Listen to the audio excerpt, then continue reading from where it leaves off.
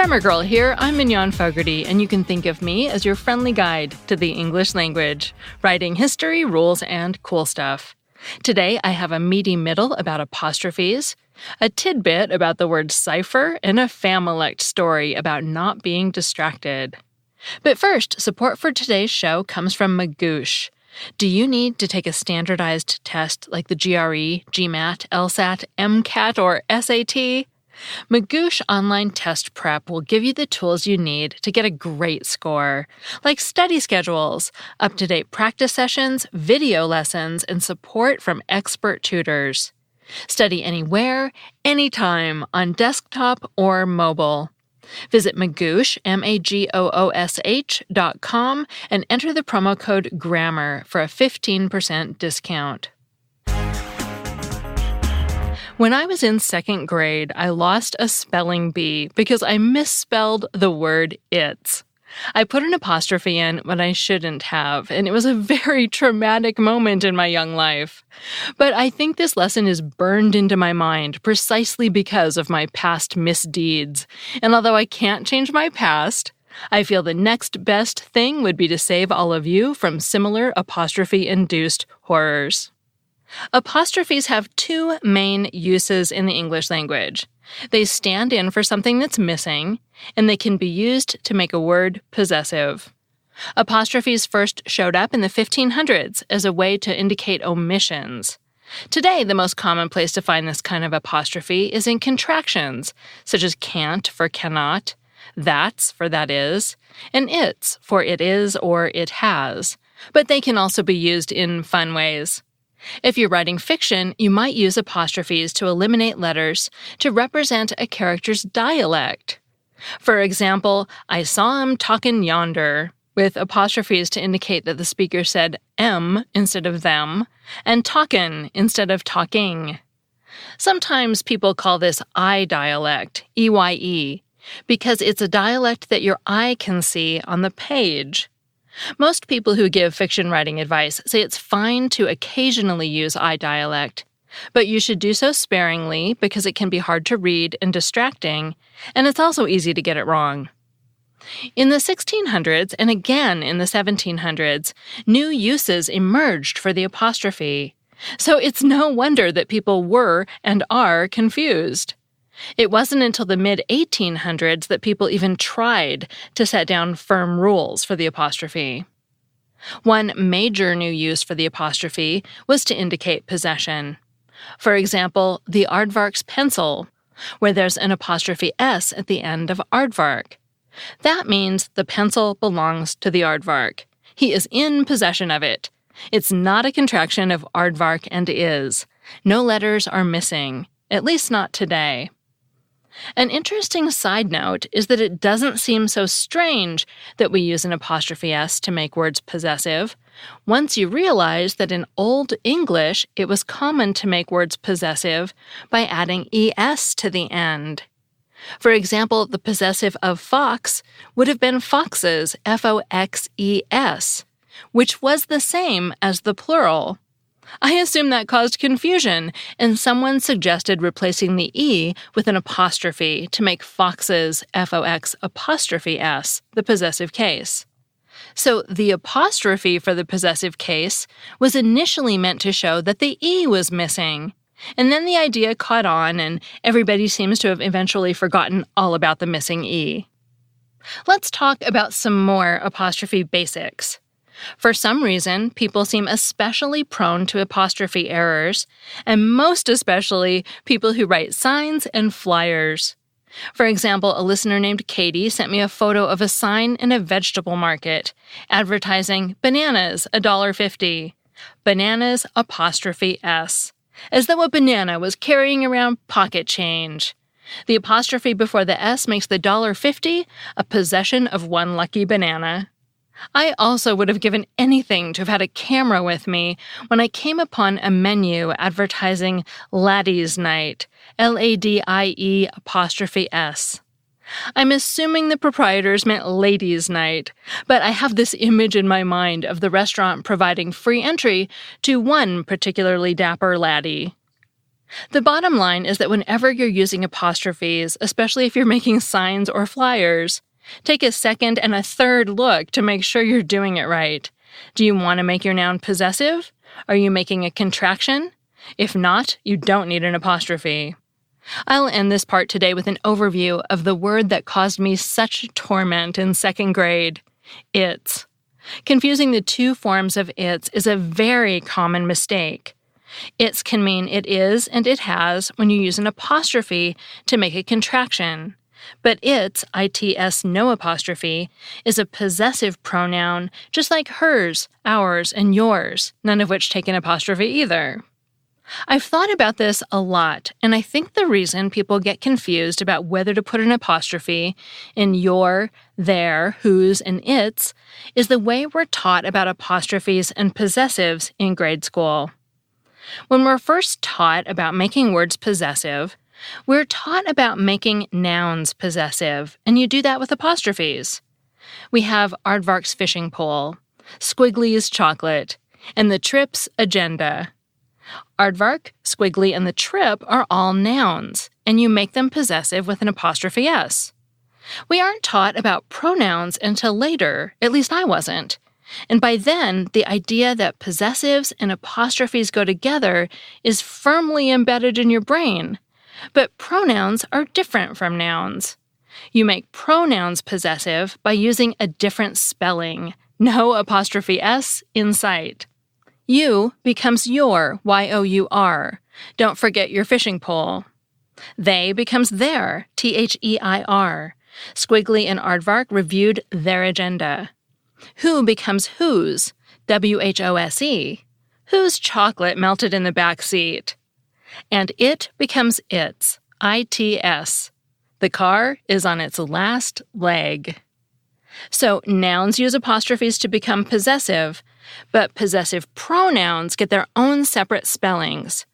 But some of them happen to end with S, like its, which can make it confusing. Remember that pronouns never use apostrophes to become possessive. I don't say never very often, but this is a case where never applies. When you see its, it apostrophe s, it's always a contraction of it is or it has. And since I used Squiggly and Aardvark in the example sentences today, I'll explain who they are. I haven't explained that in a long time, and a listener named DJ from Atlanta left a nice review on Apple Podcasts, thank you, and asked about Squiggly and Aardvark. They are two buddies, much like Bert and Ernie or Oscar and Felix from The Odd Couple, in my mind, and some of my books have illustrations of them having adventures, and they're also each on a card in my card game PEEVE. I lived in Santa Cruz, California when I got the idea for the Grammar Girl podcast, and Squiggly is inspired by the UC Santa Cruz banana slug mascot. They're both yellow. And Squiggly loves chocolate and is a little bit lazy. He is a snail, after all, so he can't move very fast. Aardvark is a cranky blue aardvark who loves to fish. I'm not sure what his inspiration was. He just kind of popped into my head fully formed. However, Kevin Cummings, who did a piece for me once on humor writing, told me that words with the letter K are inherently funny, and I like things that make me laugh, so that probably had something to do with Aardvark. Again, thanks for the nice review, DJ, and also thanks to Jaja, who also left a nice review. Before we get to the word Cipher in our Familect story, today's show is sponsored by the bra people are talking about, the original True Body Bra by trueandco.com. It took more than 6 years of collecting data from 7 million people to make this game-changing bra. It looks amazing on all body types because the buttery soft fabric smooths you out in all the right places. The best-selling True Body collection now comes in more than 70 wire-free options. Choose from scoop or V-neck, convertible straps, bright colors, neutrals, skin tones, and more. You'll want them all. The Today Show calls it game-changing. Good Housekeeping says it's the ultimate lounge bra. And Real Simple Magazine says it provides heavenly 24-hour comfort. Join more than 500,000 happy customers. Try the original True Body Bra from True & Co. today with free and easy returns. Save 15% now when you go to trueandco.com/grammar and enter the code grammar. That's TRUEANDCO.com. Grammar Girl is also sponsored by Native. Native creates safe, simple, and effective products that you can use in the bathroom every day. They use ingredients found in nature like coconut oil, shea butter, and tapioca starch. There's no aluminum, parabens, or talc. And they really work, even through a workout or a 16-hour day. There are tons of permanent and seasonal scents to choose from, like coconut and vanilla, lavender and rose, cucumber and mint, and eucalyptus and mint. Or go unscented, or try their baking soda-free formula for sensitive skin. Returns and exchanges are always free in the U.S. And if you subscribe for recurring deliveries, you'll save $2 per stick.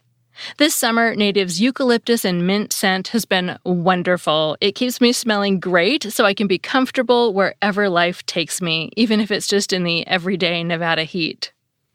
For 20% off your first purchase, visit nativedeodorant.com and use the promo code GRAMMAR during checkout. That's nativedeodorant.com and the promo code GRAMMAR for 20% off your first purchase. The other day, I described someone as a cipher, and I was surprised that my husband had never heard the word used that way. So I figured that if he didn't know about it, probably some of you don't know about it either. Cipher comes from an Arabic word that means zero, empty, or nothing. The Arabic numerals, 1, 2, 3, and so on, are also called ciphers, and a person can cipher a math problem, which means to work it out. A cipher can also be a sign or symbol, such as the royal cipher adopted by a monarch, or it can describe characters that have no inherent meaning, but instead have a hidden meaning, such as a code written in a nonsense alphabet. Here's a beautiful example from Alberto Manguel's book, A History of Reading. At one magical instant in your early childhood, the page of a book, that string of confused alien ciphers, shivered into meaning. Words spoke to you, gave up their secrets. At that moment, whole universes opened. You became irrevocably a reader. A cipher can also be a person, often a fictional character, who's a blank slate, and that's how I use the word when talking to my husband. A cipher has so little personality, is such a nothing, that the readers or viewers can project their own ideas and values onto the character. Here's an example from Alan Barra's review of the book Fab, An Intimate Life of Paul McCartney. Soon's biggest weakness in telling the story is his inability to give us a fresh focus on the other Beatles. John seems beyond his ken, George is a bit of a dim bulb, and Ringo, the bane of all Beatles biographers, is simply a cipher. Here's another example from a 2011 article about a Canadian politician whose nickname is Iggy. Iggy is a cipher. To the extent that the public knows anything about him at all, it's what the Tories have told them. Ask people what they know about him, and it's usually the taglines from Tory ads that come out of their mouths.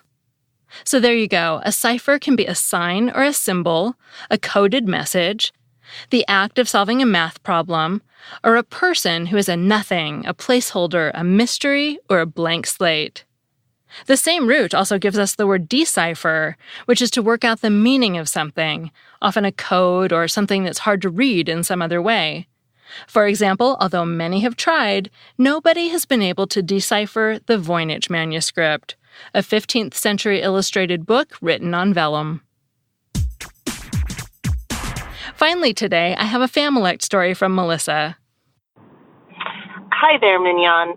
This is Melissa from Los Angeles, and I have a Familect story.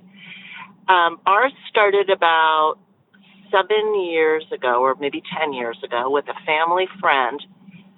We were all actually on vacation in Mexico, and which isn't really important to the story, but adds a little bit of context. And we were going to be going fly fishing there, and we told our family friend's daughter, whose name is Lauren, to really, really pay attention. She's very she's just all over the place. And we told her, pay attention, pay attention. She goes, it's fine. I'm paying attention. I'm distracted. And we all were like, what are you talking about? You're distracted. And she said, well, I'm not distracted. I'm distracted. So now whenever anybody in our family is paying attention to something, we say, I'm totally distracted or I'm distracted. And it just brought up an interesting point that in the English language, we don't always just add dis as a prefix to words to change the meaning. And she was actually pretty logical in thinking that distracted meant paying attention, since distracted didn't. Okay, I really enjoy your podcast, and thank you, and stay distracted. Thanks, Melissa. Your story reminded me of a segment we did a few years ago about words that only have a negative form. You can search quickanddirtytips.com for the word gruntled, the base of disgruntled, to learn more about its origin and that of disheveled, disaster, and a few more. If you want to hear your Familect story on the show, the story of a word your family and only your family uses, leave a voicemail message at 83321-4GIRL. And be sure to tell me the story, because that's always the best part. I'm Mignon Fogarty, grammar girl and author of the New York Times bestseller, Grammar Girl's Quick and Dirty Tips for Better Writing. And thanks to my audio producer, Nathan Sams. If you need to know AP style for work, I have a webinar coming up August 20th. I did a basic webinar a few months ago, and you can still buy the recording of that. And then this new one is an advanced AP style webinar. I'll teach you how to use hyphens and dashes according to AP style, how to handle terms related to race and gender, how to deal with quirks of social media, such as using emoji in quotations, and a whole bunch more. Sign up at bit.ly/APstyle2019. I'll put that link in the show description that you should be able to see in your podcast player. And if you aren't already subscribed to my weekly email newsletter, you can do that at quickanddirtytips.com using the subscribe link at the top of the page. We always announce everything in the email newsletter. That's all. Thanks for listening.